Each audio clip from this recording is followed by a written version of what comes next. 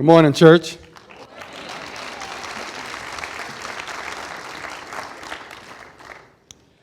Thank you for having me this morning.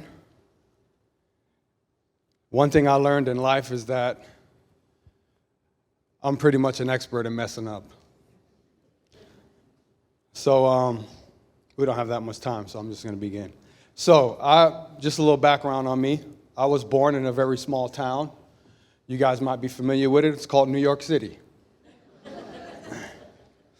And from the moment I was born, I was surrounded by drugs. As a matter of fact, I was born with heroin running through my veins. I was born dead. I had to be taken into an incubator.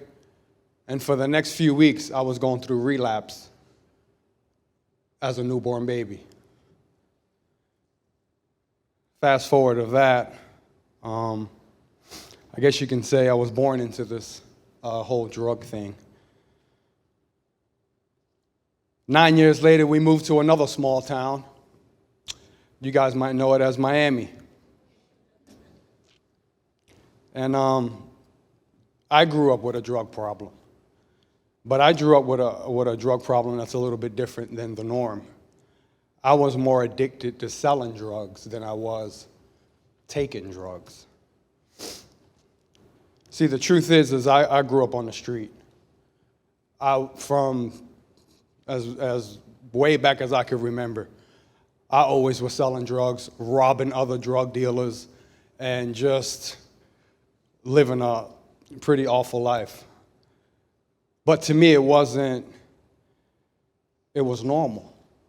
Sounds crazy, but when you grow up in that lifestyle, it's just another day. It's not something crazy as it might sound to people who are not familiar with that environment. And I'll fast forward again. So I ended up selling crack in the Keys, in the Florida Keys. I grew up South Miami, Homestead, Florida City area. It doesn't sound all that great, but it's a really rough. If you look it up, I think we're number one for murder in the state of Florida, Florida City. So I started selling crack in the Keys, and that landed me in prison for the first time in my life. So you would think you would learn your lesson, huh? Nah, unfortunately, that's not my case. I got out of prison, went back to selling drugs, violated probation, landed back in prison a second time. And you would think I finished my prison sentence, came home, lo and behold, back to the street again. Started selling drugs all over again. Actually, I think I didn't even start selling drugs. I was looking for somebody to rob so I can steal their drugs so then I can get that to sell and repeat the process. So when it comes to pain and making horrible decisions, I think I got that part pretty figured out. But I guess the real question is well, before I get to that, if you ask, and fast forward a little bit, I got out of prison that last time, and I actually was doing pretty good, running the street, was making a lot of money, was feeling how you feel when you're in that sort of kind of a high on life, and I was like, you know what, I'm going to go back to school. I'm going to go get my GED. Went back to school. That's when I met my lovely wife, Natasha. And during that time, I'll fast forward, we had 3 kids. At the time, right now I have 4, but I have 3 kids. And you would think that would change something in you. But I used my kids as an excuse to get deeper into the streets. If you ask any drug dealer with kids why they do what they do, they'll tell you, I do it for my kids, which is an oxymoron. If you really loved your kids, you would stop doing what you're doing, because at the end of it, who's going to be hurt the most? Your kids.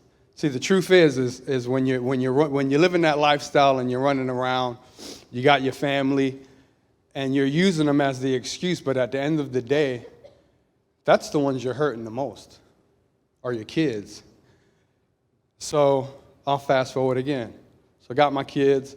My father-in-law had a friend who was a commercial fisherman. He was a charter guide.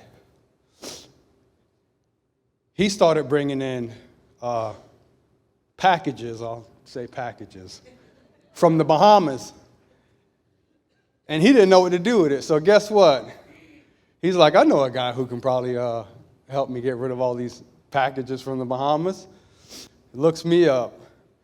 And I'm like, yeah, bro, I got you. This is just what I do. So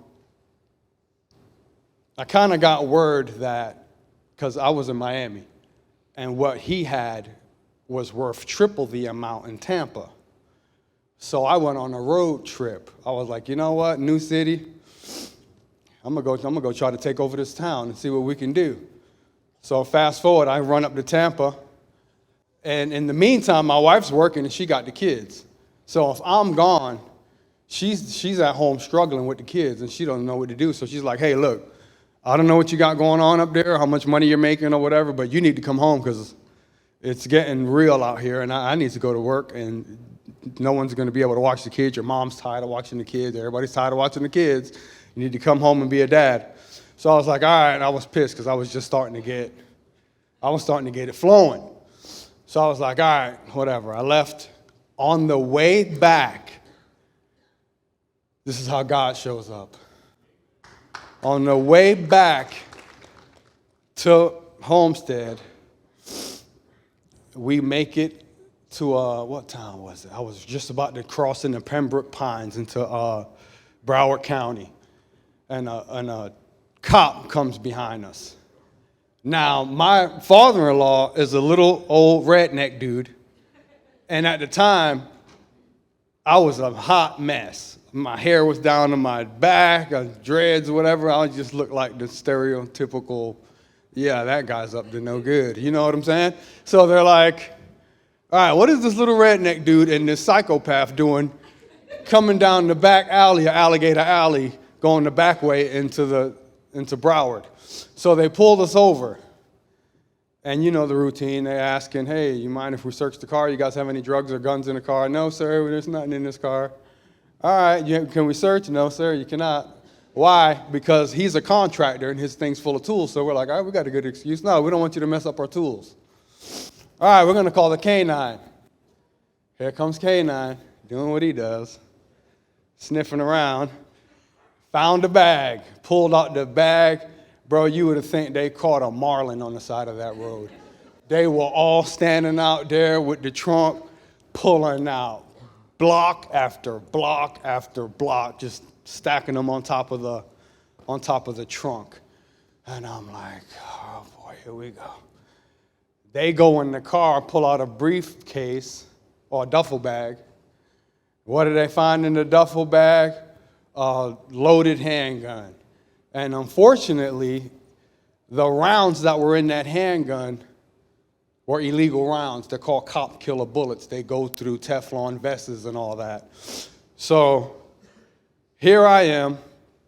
I get locked up again, and I call my wife, and I can tell, she can tell this is something different. Because when I called her, she's used to me, I hate to say this, but she's used to me calling, hey, babe, I need you to bond me out. I mean, you already got a team already set up. Call the bondsman, call the lawyer, tell them we got another case to beat. But unfortunately, she can tell something wasn't right. Because here I am now facing all this time. But now, I'm already a career criminal. So this is not a first-time offense for me. This is a convicted felon with a firearm, and each one of those rounds, if you're not a convicted felon, carries 3 to 5 years per round. There's 19 of them in this gun, plus the convicted felon, plus career criminal. 10, 20 life, take the 10 out, dude, you're facing 20 to life. So I bond out, and one day, kids are at school, wife's home, I'm by myself. And now my mind is starting to turn. Your mind is one of the worst things that could happen when you're by yourself. So I'm just thinking, and as a man and as a father, I was a piece of scum, but I still had kids and I still had a wife. And that's the only thing I was thinking about. So I was in my kitchen in a puddle of tears, and I'm on the ground. And I'm thinking of my kids, and I'm like, if I ever make it out of this prison, my kids are going to be grown. They're not going to know who I am. And you know how you see those movies about people who go to, and these things are running through my mind. And I lived a pretty bad life, but I mean, if you ask anybody, I don't play about my kids, bro. And just the fact of me thinking of them as grown women and me trying to hug them or whatever, and just I could see them. I don't know you. Get away from me, bro. I don't know you. You're not my dad. Was breaking my heart. The fact, the thought of another man raising my kids, another man being with my wife, had me in a place where thoughts start running through your mind.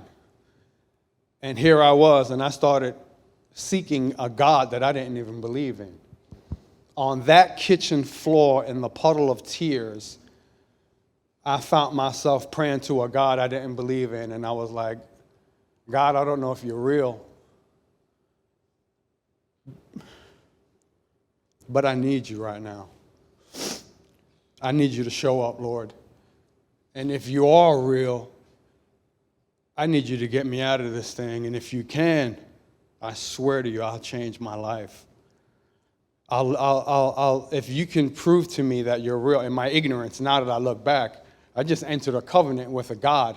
And if you remember a few sermons ago, the pastor was like, you don't try God. You don't do things like that. But I didn't know better. And like he just said, I was at the lowest of the low. You don't find out you need God until God's all you got. So I'll fast forward a little bit more.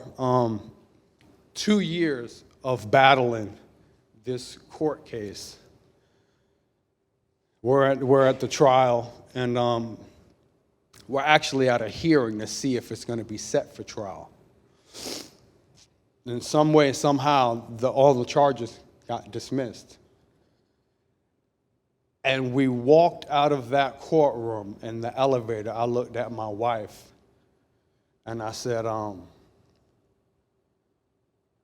made a deal with God, and I don't plan on breaking that deal because he upheld his part of the bargain. And I said, I don't know if you're ready, but things are going to change. So fast forward to that, I began a search. I started looking for God. I was trying different churches and stuff like that. I got into a small church in Homestead, Florida called Fusion Miami Church. And I actually got saved at her cousin's church in Kendall first. We got saved. And then it was just too far. We had car problems, whatever. And then we found a local church in Homestead called Fusion. And man, I just fell in love with the people, the pastor, and God just ignited something in me. And people always ask, especially then when they see me coming up and learning about God, there's a fire in you. What's going on? And I was like, bro, I'll be honest with you. I know what it's like to be on the other side of God. I've experienced that.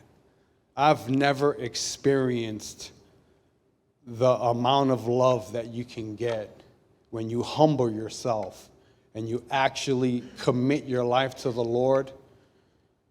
There's a stirring that he will put in you that is undeniable. And ever since then, we have been on fire for the Lord, like you wouldn't even believe. And that's like 10, maybe 20 years ago almost. And since then, man, we've been serving the Lord. I started studying pastoral ministries. We've done a lot of work with youth. We've been the children directors. But our passion is basically seeing kids who took the wrong path. And because growing up how I grew up, I didn't know there was another choice. I didn't know that there was a different life that you could have. There wasn't no positive people to pour into my life. So ever since then, man, I have a passion stirring in me that. And it's crazy because God is funny. When I first got saved, I hated that lifestyle that I used to live. Like, I literally grew a real bad hate for anyone that had to do with the street. I hated rap music. I hated it all. I was like, it's from the devil. You know what I'm saying? But then as you grow, God starts to reveal that, you know what? I brought you out of that for a reason. I didn't bring you out of that so you can despise everybody on that side and act like you're all good now. You got to go back and go to work, son. I didn't spare you to just sit up here and try to act like you're better than everybody now. There's something in you, the things that you went through, I need to use that. I need you to go back and share that. So when you hear this sermon series, it hit me in a whole different way. And I went up to the pastor. I was like, hey, do you mind if I share my testimony? Because celebrate recovery, like he says, it's not only for drug addicts. It's for people who are messed up. And when we kick this off, there might be some people that walk through that door that we're not used to. But it might be a guy who walks in like me, hurt. Now I'm on stage sharing my testimony. And you never know, man. So my name is Mario, and I thank you for giving me the opportunity to share. And I also thank you for celebrating my recovery. Amen.